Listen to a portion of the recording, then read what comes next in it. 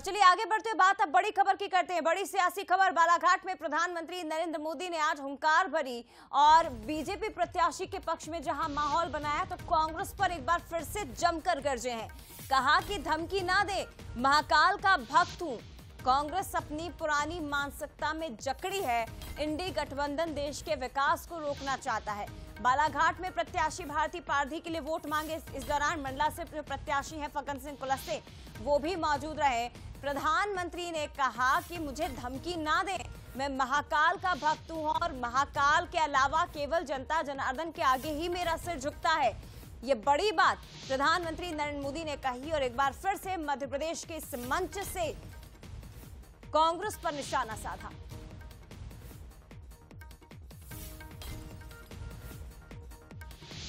MP की धरती से बताना चाहता हूं, मोदी भक्त है महाकाल का। मोदी झुकता है तो या तो जनता जनार्दन के सामने या महाकाल के सामने। मैंने महाकाल से देश सेवा के लिए गालियां और अपमान को बर्दाश्त करना सीखा है और मैंने देश विरोधी ताकतों को अंजाम तक पहुंचाना भी सीखा है। मोदी इनकी घीधर भभकियों से डरने वाला नहीं है। मोदी ने अब तक जो काम किया है ना, वो तो फुलझड़ी है, फुलझड़ी। अभी तो विकास का रॉकेट और ऊंचे ले जाना है। भारत के पूरे सामर्थ्य से असली दिवाली मननी ये तो अभी बाकी है। साथियों, 2024 का लोकसभा चुनाव 21वीं सदी के भारत का बहुत अहम चुनाव है। ये चुनाव नए भारत के निर्माण का मिशन है। ये विकसित भारत, विकसित मध्य प्रदेश के संकल्प को नई ऊर्जा देने वाला चुनाव है।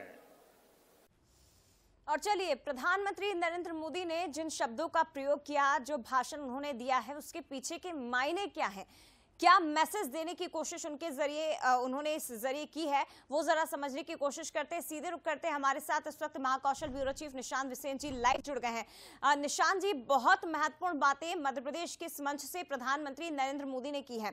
इसके पहले भी हम अलग अलग राज्यों के जब उनके चुनावी भाषण को सुनते हैं तो वो हमेशा ये कहते हैं 2024 को लेकर कि ये केवल ट्रेलर है, पिक्चर अभी बाकी है। यानी कि 2024 में अगर केंद्र में वापसी होती है प्रधानमंत्री नरेंद्र मोदी की, तो अगले बार कोई बड़े डिसीजन उनकी ओर से लिए जा सकते हैं। लेकिन क्या देख रहे हैं आप, जिस तरह के शब्दों का प्रयोग प्रधानमंत्री मोदी ने किया, जो भाषण उन्होंने दिया है, क्या मायने और क्या संदेश छिपा हुआ है इन भाषण में?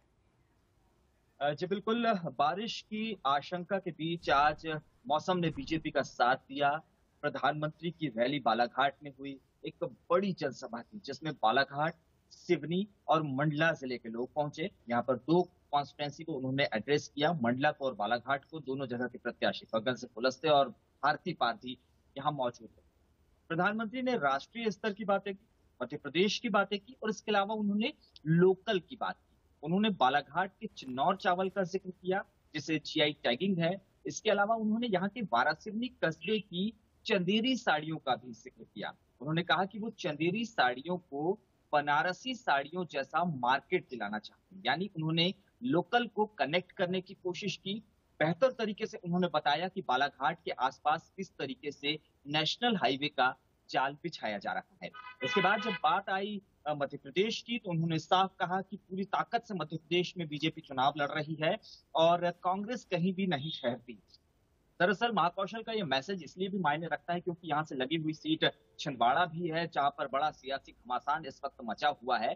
इसके अलावा विकास के रॉकेट की जो उन्होंने बात की, वो साफ कहा कि अभी तो बस फुलझड़ी जलाई है, यानी ट्रेलर दिखाया है, लेकिन विकास का रॉकेट उड़ना अभी बाकी है। यानी उन्होंने ये साफ इशारा कर दिया कि 2024 से 2029 का जो टेन्योर होगा वो बेहद आक्रामक होगा।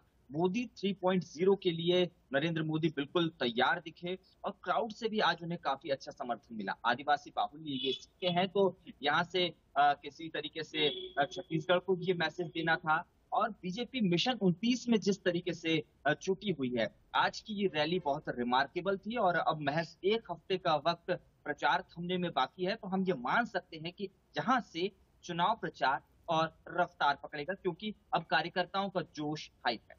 निश्चित तौर पर निशांत जी, और वो देखा भी हमने जिस तरह से प्रधानमंत्री के भाषण में जिस तरह के शब्दों का उपयोग हुआ है, जिस आक्रामक अंदाज में उन्होंने कांग्रेस को घेरा और इसके साथ ही लोकल फॉर वोकल को लेकर भी बात की गई। अपने आने वाले कार्यकाल, हालांकि वो जनता के हाथ में है, उसे लेकर भी बड़ी बातें उनकी ओर से कही गई है। तो एक बड़ा मैसेज महाकौशल की धरती से प्रधानमंत्री नरेंद्र मोदी ने देने का प्रयास किया। फिलहाल शुक्रिया आपका निशांत जी जानकारी के लिए।